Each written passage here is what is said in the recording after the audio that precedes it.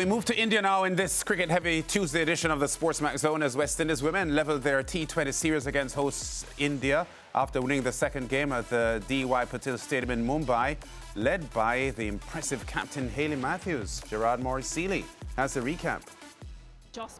Though not getting the outcome they wanted in the first T20 on Sunday, West Indies again decided to bowl first at the hosts in Mumbai. It looked like a masterful move by captain Hayley Matthews when they got the early wicket of Uma Shetty.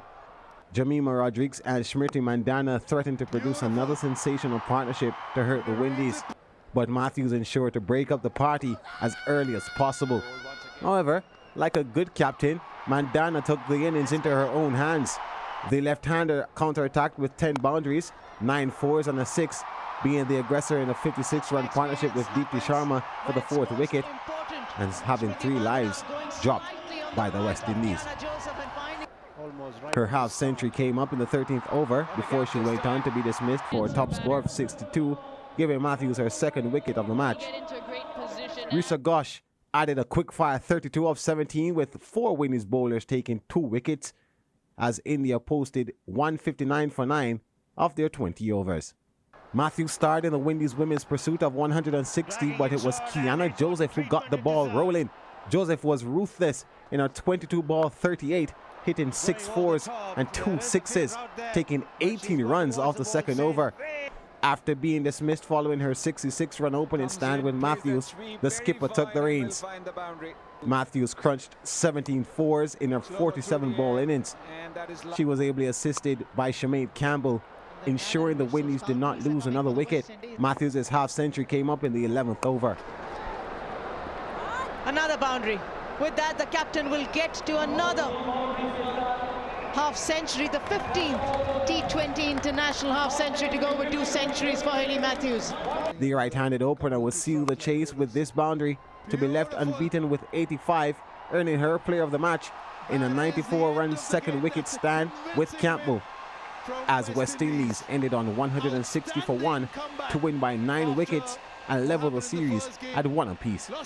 Yeah, definitely. I think T20 cricket is like that. You have one really good day, and then you can come back and have that sort of a game. But yeah, I think definitely I feel the conditions changed massively after the 7th or the 8th over of the first innings, and then I think they batted brilliantly well. And yeah, our execution with our plans could have been better, but yeah, I think as a unit we'll take it and we'll work really hard and come back next game.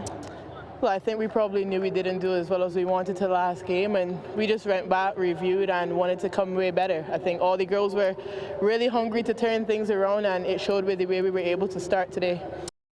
Yeah, really commanding win there by the West Indies girls, predominantly by the bowling of and fielding of Dottin and player of the game Matthews as well, and then with the bat, Matthews and Kiana Joseph were just really compelling in their performances, and a huge turnaround from the opening game loss. Yeah, for sure. And the turnaround started, of course, when they took up the ball, and they started that because, as you see, 2 wickets each for about 3 of the bowlers. So they were really good, much improved from what we saw in the first T20 match. Ricardo mentioned the catching, something that they will definitely have to work on. Have to find out if there was moisture or something that caused that. But of course, much better and improved bowling performance from the ladies. And I always say it, I said it at the top of the show, I will say it again, once Hayley Matthews gets off with the bat, there is no stopping her. 85 not out. She led from the front. Again, top stuff from her assistance from Kiana Joseph. Happy that Kiana went out there and, of course, put her head down and did what she had to do, because sometimes some of her dismissals really worry me. She's a player that hits the ball with so much power, right? Kiana, 6 fours and 2 sixes, and you saw how she went about that inning. Of course, she was dismissed eventually for 38. Sinead Campbell comes in, heard the commentator say, she's due some runs as well. 29 of 26 balls, that comprising of 4 fours. So we see the top order, which didn't happen in the first one, the top order coming to the party, and of course, bringing the win home. Yeah, bringing the win home indeed. And, a few interesting decisions on my part, from my standpoint, on the part of the West Indies. One, is, for me, it's brilliant to see Deandra Dottin bowling in the power play. Remember, for quite a while, Deandra wasn't bowling at all. Yes. And in recent months, we've seen her starting to bowl again, even in the Big Bash League, where she had some success.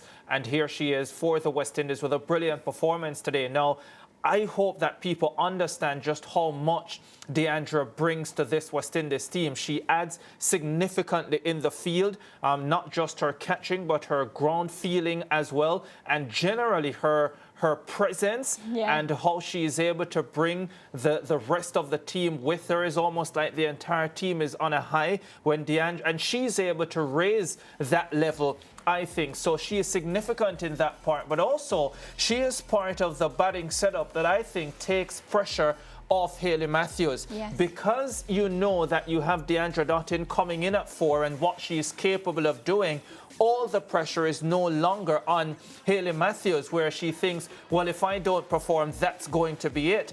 And although the team lost the first T20 international, they would have recognized that as well. It was another example, still 140 runs without Hayley Matthews getting anything significant. Kiana Joseph, in a very short space of time, Lance and Mariah, has become a critical part of this team because she does a similar thing to what Deandra Dottin does, because what she is doing now is allowing Hayley Matthews to build an innings. She's giving Hayley Matthews the opportunity to build an innings. If you look at the openers that Hayley Matthews would have played with, even with Stephanie Taylor, who has been far from her best in recent times, when she's out there, I get the feeling that she's probably thinking, if I don't score these runs, they're not going to be scored. Kiana Joseph takes that pressure off because she's capable of clearing the boundaries. She's capable of hitting those big shots. And so Hayley now can settle in, build an innings, and unleash at the back end like the way she did today. That is something significant that Kiana is doing. And quickly, I love the way Shemaine Campbell batted today as well. Correct. We know that she can sweep the ball very well, that she hits to mid-wicket and backward square on the onside. But today she was accessing other areas, square of the wicket on the offside, down the ground, which is what I was most impressed with.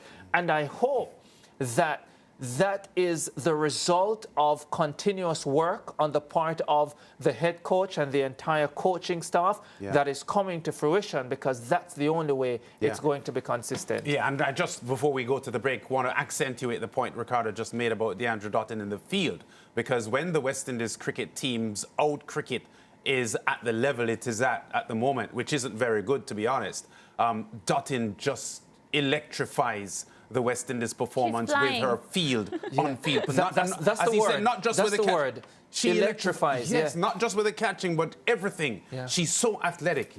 And there are other. I mean, Hayley's good in the field as well, but Dottin is exceptionally brilliant in the field. Break time. Back with more on The Zone after this.